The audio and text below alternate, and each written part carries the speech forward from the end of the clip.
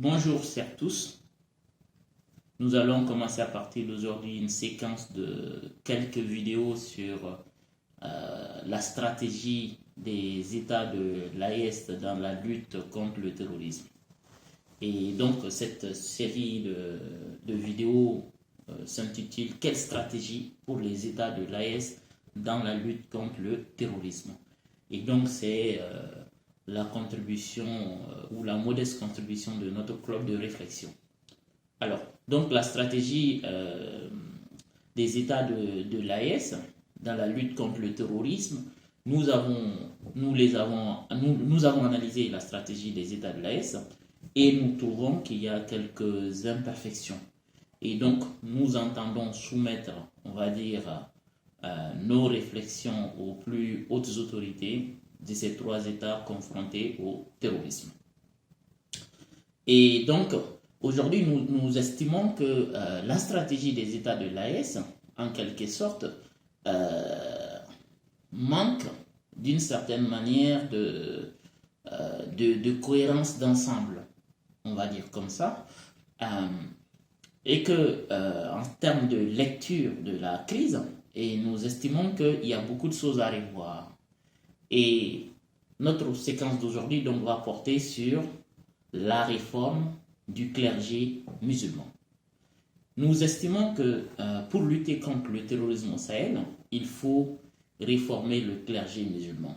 Puisque en fait, cette crise qui sévit au Sahel, quand bien même elle a des dimensions géopolitiques, géostratégiques, mais nous disons que les ferments, il y a des ferments tout simplement qui sont liés aux problèmes internes, c'est-à-dire qui sont liés tout simplement à la façon dont l'islam est tout simplement géré, ou du moins à l'interne de ces États. Puisque si vous regardez les États du Sahel, il n'y a pas de politique islamique. Il n'y a pas de politique de l'islam, en fait. Et si vous regardez de façon globale, c'est que vous avez à l'intérieur de ces États des écoles coraniques et il n'y a pas de contrôle des institutions.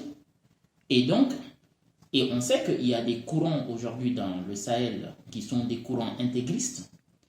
Et les religieux, il y a des religieux qui n'ont jamais condamné ces attaques terroristes.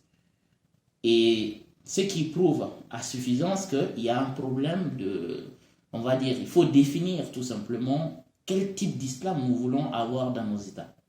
Puisque vouloir lutter contre le terrorisme au Sahel sans réformer le clergé musulman au Sahel, c'est comme, pour dire les choses de façon métaphorique, c'est comme si je veux, par exemple, il y a une fuite d'eau dans cette salle et que je veux, tout simplement, je me mets à racler l'eau, tout simplement, sans chercher, tout simplement, à colmater là où se trouve la fuite.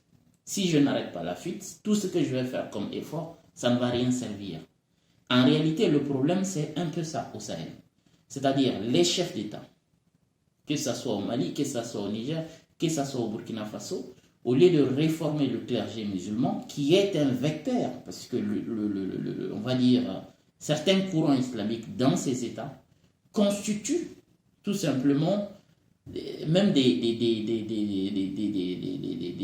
on va dire, ça constitue tout simplement des viviers de recrutement des groupes terroristes en fait, puisque en fait parmi ceux qui sont dans la brousse et qui combattent nos États, tout simplement, il y a certains courants qui fournissent des combattants en fait, même si on va dire qu'il n'y a pas ce n'est pas formel, mais en réalité, on sait que la plupart des combattants, ils sont tel ou tel courant, ils sont issus de tel ou tel courant.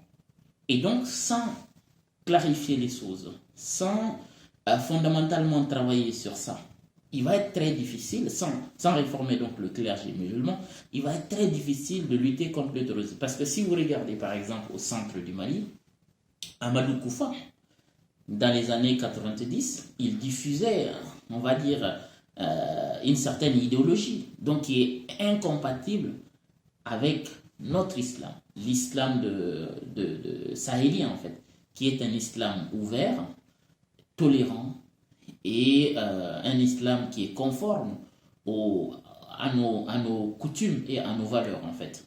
Et vous voyez, l'État malien n'a rien fait et vous savez ce que ça a donné plus tard en fait. Donc une lutte, ça a donné sous forme de lutte armée.